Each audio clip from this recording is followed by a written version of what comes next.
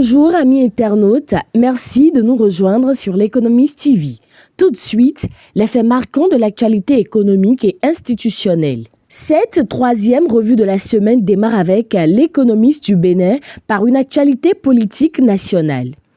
Conformément à la Constitution, le président Patrice Talon a présenté mardi 23 décembre 2025 son 10e et dernier message sur l'état de la nation.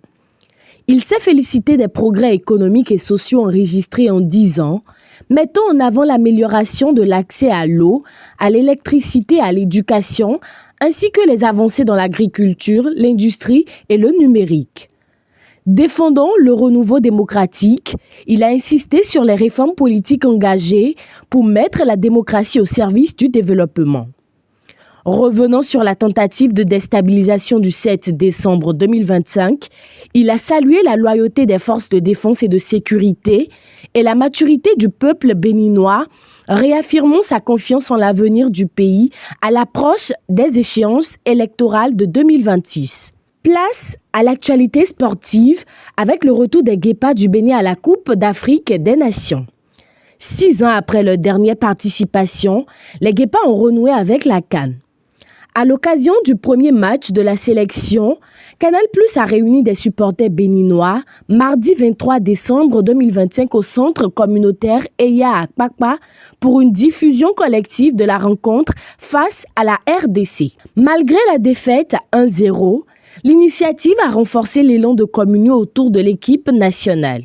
L'événement a également servi de cadre à la présentation de la chaîne Canal+ CAN dédiée à la compétition, ainsi qu'à des dispositifs d'accès visant à élargir la participation du public à la fête du football africain. Autre fait marquant de l'actualité économique et administrative, le ministère de l'Économie et des Finances poursuit la modernisation des procédures de gestion publique. Le ministère a procédé hier au lancement de la phase 2 du système d'encadrement des missions officielles, le CEMO 2. Cette nouvelle version du dispositif renforce le contrôle des missions administratives et introduit la digitalisation du paiement des frais de mission, désormais effectués par monnaie électronique ou virement bancaire. À Dakar, l'actualité économique met en lumière le secteur extractif, désormais pilier des nouvelles perspectives de croissance. Le Sénégal a lancé hier le rapport 2024 de l'initiative pour la transparence dans les industries extractives, informe l'économiste du Sénégal. Ce rapport révèle 456 milliards de francs CFA de revenus issus du secteur, soit un doublement en moins de 5 ans. Le document consacre l'entrée du pays dans l'ère pétrolière et gazière, tout en soulignant la progression du contenu local et les défis environnementaux à relever pour une exploitation durable. Cap ensuite sur Bamako avec l'économiste du Niger.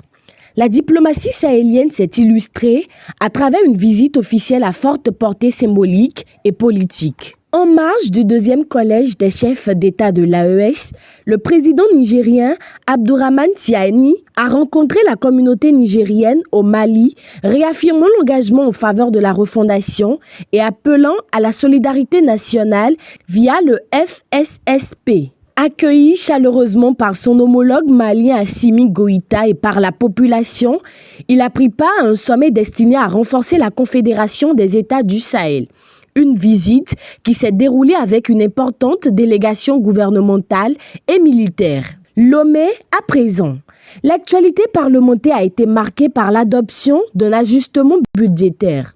Dans les colonnes de l'économiste du Togo, les députés ont adopté lundi 22 décembre 2025 le projet de loi de finances rectificative exercice 2025 portant le budget de l'État à 2 436 milliards de francs CFA contre 2 396,6 milliards initialement prévus. Ce collectif budgétaire vise la rationalisation des crédits, la prise en compte de nouveaux besoins, notamment sécuritaires, et le respect des exigences de sincérité budgétaire. Dernière information, toujours au Togo, les femmes agricultrices réunies au sein du RENAFAT tirent la sonnette d'alarme sur leurs conditions de travail.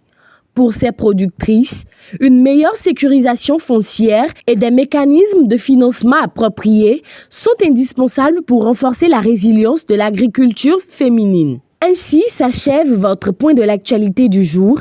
Merci de votre fidélité à l'Économiste TV. Restez connectés à nos plateformes digitales pour suivre toute l'actualité économique et institutionnelle. À très bientôt.